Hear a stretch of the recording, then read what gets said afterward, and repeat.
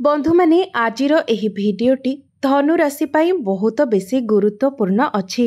आजिर एही भिडियो रे आमे माने जानिबा धनु राशि पाई अगस्त 2024 टी किपरि रहिबो। धनु राशिर मासिक राशिफल उपरे आलोचना करिबा। धनु राशिर व्यक्ति विशेष मानक पाई अगस्त मासटी किपरि रहिबो संपूर्ण रूप रे आमे सेही विषय रे आलोचना करिबा। धनु राशिर स्वास्थ्य, शिक्षा, प्रेम, वैवाहिक जीवन, भाग्य, क्यारियर एवं व्यापार वाणिज्य किपरि रहिबो एही अगस्त 2024 रे से विषय रे विस्तार रूप रे आलोचना करिबा। नवग्रहंकर स्थिति मध्य देखिबा। नवग्रह केउं प्रकार फल प्रदान करिबारे सक्षम हेबे। शेषरे अशुभत्व प्रदान करुथिबा ग्रहमानक पई किछि विशेष प्रतिकार विषय रे मध्य जानिबा। सेथिपाई भिडियोटी को स्किप न करी शेष पर्यंत निश्चय देखंतु एवं आपणकर जदि धनु राशि होइथाय तेबे भिडियोटी को लाइक करी चैनल टी को सब्सक्राइब करि दियंतु एवं कमेंट बॉक्स रे जय श्री जगन्नाथ निश्चय लिखंतु। बंधु माने एही कार्यक्रमटी जन्म राशि एवं चंद्र राशि उपरे आधारित अटे। अगस्त मास आरंभ रे धनु राशि रे नवग्रहंकर स्थिति विषय रे सर्वप्रथमे जानिबा। बंधु माने राशि चक्रर नवम राशि हेउछि धनु राशि एवं आपणकर राशिर अधिपति हेउछन्ति देवगुरु बृहस्पति एवं बृहस्पति आपणकर षष्ठ भावरे विराजमान अछन्ति एवं तांको सहित मंगल विराजमान अछन्ति। आपणकर तृतीय भावरे शनि विराजमान अछन्ति, चतुर्थ भावरे राहु विराजमान अछन्ति, षष्ठ भावरे गुरु एवं मंगल विराजमान अछन्ति, अष्टम भावरे सूर्य विराजमान अछन्ति, नवम भावरे बुध एवं शुक्र विराजमान अछन्ति एवं आपणकर दशम भावरे केतु विराजमान अछन्ति। तेबे सर्वप्रथमे जानिबा आपणकर स्वास्थ्य किपरि रहिबो एही अगस्त 2024 रे। तो बंधु माने कुंडलीर प्रथम भावटी होइथाय आपणकर स्वास्थ्यर भाव, इम्यूनिटी सिस्टम रो भाव एवं आपणकर प्रथम भावर अधिपति हेउछन्ति देवगुरु बृहस्पति एवं गुरु आपणकर षष्ठ भावरे विराजमान अछन्ति। बंधु माने षष्ठ भावटी को कुंडली रे एते भलो बोली विचार करा जाय नथाय। षष्ठ भावटी रोग, ऋण एवं शत्रुर भाव होइथाय। तो एही अगस्त मासरे आपणकर स्वास्थ्य टिके खराब रही पारे। तेबे बंधु माने एहा केवल एही गोटिए मास पाई ही नुहे, कारण 25 मसीहार एप्रिल मास पर्यंत रहिबे। तो संपूर्ण एक वर्ष पाई आपणଙ୍କୁ निज स्वास्थ्य उपरे ध्यान रखिबार अछि। एही एक वर्ष मध्यरे आपणଙ୍କର स्वास्थ्य किछि समस्या आसी पारे।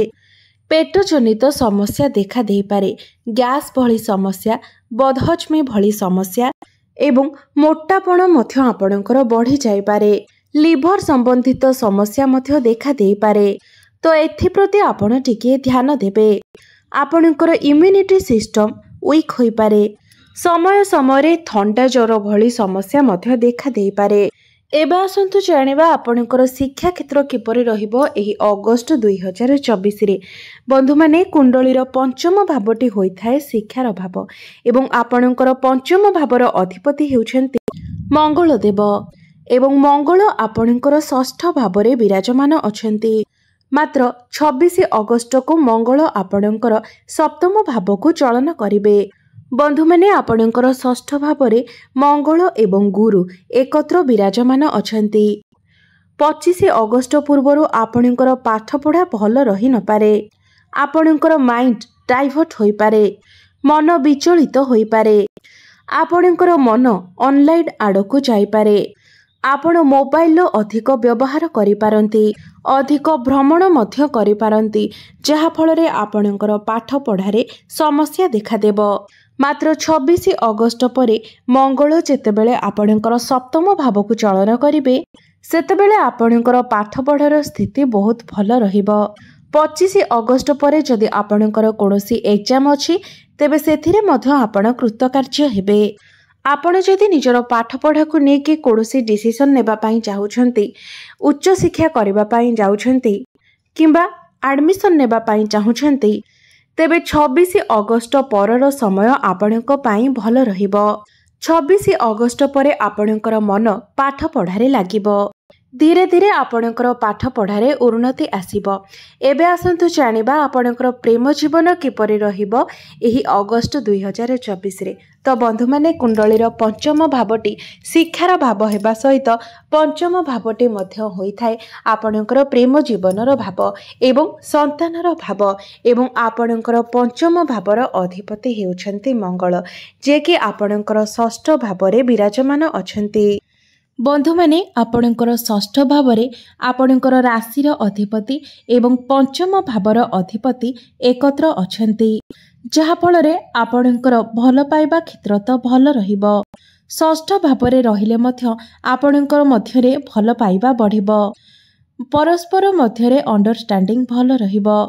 ମଙ୍ଗଳ ଏବଂ ଗୁରୁ ଆପଣଙ୍କର ଦ୍ୱାଦଶ ଭାବକୁ ମଧ୍ୟ ଦେଖୁଛନ୍ତି। ଆପଣ ଦୁଇ ଜଣ ମିଶି କୌଣସି ଦୂର ସ୍ଥାନକୁ ଯାତ୍ରା କରିପାରନ୍ତି। ମାତ୍ର ପଞ୍ଚମ ଭାବର ଅଧିପତି ଷଷ୍ଠ ଭାବରେ ଥିବା ହେତୁ ମଝିରେ ମଝିରେ ଆପଣଙ୍କ ମଧ୍ୟରେ ମନାନ୍ତର ଦେଖା ଦେଇପାରେ। ତ ଏଥିପ୍ରତି ଆପଣ ଟିକିଏ ଧ୍ୟାନ ଦେବେ।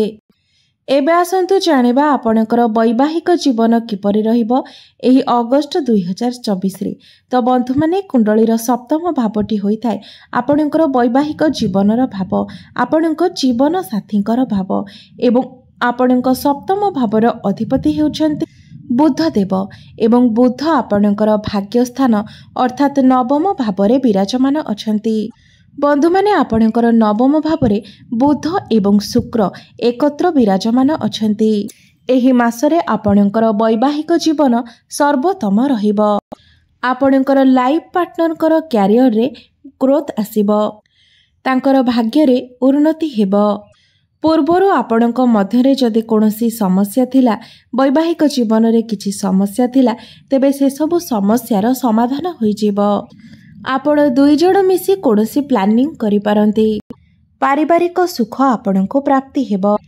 ଦୁହେଁ ମିଶି କୌଣସି ନିଷ୍ପତ୍ତି ନେଇପାରନ୍ତି ଏବଂ କେଉଁ ସ୍ଥାନକୁ ଆପଣ ଭ୍ରମଣ କରିବାକୁ ମଧ୍ୟ ଯାଇପାରନ୍ତି। ତ ସବୁ ଦୃଷ୍ଟିରୁ ଦେଖିବାକୁ ଗଲେ ଏହି ମାସରେ ଆପଣଙ୍କର ବୈବାହିକ ଜୀବନ ସର୍ବୋତ୍ତମ ରହିବ। ବିଶେଷ କରି 15 ଅଗଷ୍ଟ ପରେ ଆପଣଙ୍କର ବୈବାହିକ ଜୀବନ ବହୁତ ବେଶୀ ଭଲ ରହିବ। ଏବେ ଆସନ୍ତୁ ଜାଣିବା ସବୁଠାରୁ ଗୁରୁତ୍ୱପୂର୍ଣ୍ଣ ବିଷୟ ଆପଣଙ୍କର ଭାଗ୍ୟ, କ୍ୟାରିୟର ଏବଂ ବ୍ୟାପାର ବାଣିଜ୍ୟର ସ୍ଥିତି କିପରି ରହିବ ଏହି ଅଗଷ୍ଟ 2024ରେ। ତ ବନ୍ଧୁମାନେ, ଆପଣଙ୍କର ନବମ ଭାବଟି ହୋଇଥାଏ ଆପଣଙ୍କର ଭାଗ୍ୟର ଭାବ ଏବଂ ଆପଣଙ୍କର ନବମ ଭାବର ଅଧିପତି ହେଉଛନ୍ତି ସୂର୍ଯ୍ୟ ଏବଂ ସୂର୍ଯ୍ୟ ଆପଣଙ୍କର ଅଷ୍ଟମ ଭାବରେ ବିରାଜମାନ ଅଛନ୍ତି। ମାତ୍ର 16 ଅଗଷ୍ଟକୁ ସୂର୍ଯ୍ୟ ଆପଣଙ୍କର ଭାଗ୍ୟସ୍ଥାନକୁ ଅର୍ଥାତ୍ ନବମ ଭାବକୁ ଚଳନ କରିବେ। ବନ୍ଧୁମାନେ, 16 ଅଗଷ୍ଟ ପର୍ଯ୍ୟନ୍ତ ସୂର୍ଯ୍ୟ ଆପଣଙ୍କର ଅଷ୍ଟମ ଭାବରେ ରହିବେ। ଅଷ୍ଟମ ଭାବଟିକୁ କୁଣ୍ଡଳୀରେ ଏତେ ଭଲ ବୋଲି ବିଚାର କରାଯାଇନଥାଏ। ତ 16 ଅଗଷ୍ଟ ପର୍ଯ୍ୟନ୍ତ ଆପଣଙ୍କୁ ଆପଣଙ୍କ ଭାଗ୍ୟର ସାଥ ମିଳିବ ନାହିଁ। ମାତ୍ର 16 ଅଗଷ୍ଟ ପରେ ଆପଣଙ୍କର ଭାଗ୍ୟ ସର୍ବୋତ୍ତମ ରହିବ। କାରଣ 16 ଅଗଷ୍ଟ ପରେ ସୂର୍ଯ୍ୟ ତାଙ୍କର ନିଜ ଗୃହରେ ବଳବାନ ଅବସ୍ଥାରେ ରହିବେ। ତ 16 ଅଗଷ୍ଟ ପରେ ଆପଣଙ୍କର ଭାଗ୍ୟ ସର୍ବୋତ୍ତମ ରହିବ। ଯଦି ଆପଣ କୌଣସି ବଡ଼ କାର୍ଯ୍ୟର ଆରମ୍ଭ କରିବା ପାଇଁ ଚାହୁଁଛନ୍ତି, କୌଣସି ବଡ଼ ଡିସିସନ୍ ନେବା ପାଇଁ ଚାହୁଁଛନ୍ତି କିମ୍ବା କୌଣସି ବଡ଼ ଇନଭେଷ୍ଟମେଣ୍ଟ କରିବା ପାଇଁ ଚାହୁଁଛନ୍ତି, ତେବେ ଆପଣ 16 ଅଗଷ୍ଟ ପରେ କରନ୍ତୁ। ଆପଣଙ୍କୁ ଶୁଭ ଫଳ ପ୍ରାପ୍ତି ହେବ। ଭାଗ୍ୟ ଆପଣଙ୍କୁ ସାଥ ଦେବ। ଯଦି କୌଣସି ଶୁଭ ମାଙ୍ଗଳିକ କାର୍ଯ୍ୟର ଆୟୋଜନ କରିବା ପାଇଁ ଚାହୁଁଛନ୍ତି, ତେବେ 16 ଅଗଷ୍ଟ ପରେ କରନ୍ତୁ। ଆପଣଙ୍କୁ ଶୁଭ ଫଳ ପ୍ରାପ୍ତି ହେବ। 16 ଅଗଷ୍ଟ ପରେ ଆପଣ କୌଣସି ଜିନିଷ କ୍ରୟ ବିକ୍ରୟ କରିପାରନ୍ତି। ଜମିଜମା ଇତ୍ୟାଦି କ୍ରୟ ବିକ୍ରୟ କରିପାରନ୍ତି। ତ ସବୁ ଦୃଷ୍ଟିରୁ ଦେଖିବାକୁ ଗଲେ 16 ଅଗଷ୍ଟ ପରେ ଆପଣଙ୍କର ଭାଗ୍ୟ ସର୍ବୋତ୍ତମ ରହିବ। କମ୍ ପରିଶ୍ରମରେ ମଧ୍ୟ ଆପଣଙ୍କୁ ଅଧିକ ଫଳ ପ୍ରାପ୍ତି ହେବ। ଚାରିଦିଗରୁ ଆପଣଙ୍କୁ ଲାଭ ପ୍ରାପ୍ତି ହେବ। ଭାଗ୍ୟ ବଳରେ ଆପଣ ସବୁ କାର୍ଯ୍ୟରେ ସଫଳତା ଲାଭ କରିବେ। ଏବେ ଆସନ୍ତୁ ଜାଣିବା ଆପଣଙ୍କର କ୍ୟାରିୟର କିପରି ରହିବ ଏହି ଅଗଷ୍ଟ 2024ରେ। ତ ବନ୍ଧୁମାନେ, ଆପଣଙ୍କର ଦଶମ ଭାବଟି ହୋଇଥାଏ କ୍ୟାରିୟର ଭାବ ଏବଂ ଆପଣଙ୍କର ଦଶମ ଭାବର ଅଧିପତି ହେଉଛନ୍ତି ବୁଧ। ବୁଧ ଆପଣଙ୍କର ନବମ ଭାବରେ ଅଛନ୍ତି। आपणकर दशम भावर अधिपति आपणकर भाग्य स्थान रे अछंती। एहा आपणक पई बहुत भल अटे। भाग्य बल रे आपण आपणकर कर्म क्षेत्र रे बहुत अधिक उन्नति करिवे। मात्र गोटिए समस्या हेउछि आपणकर दशम भाव रे केतु विराजमान अछंती। केतु हेउछंती मुंड विहीन ग्रह। आपणकर मन को से डाइवर्ट करिथांती, आपणको असंतुष्टि देइथांती।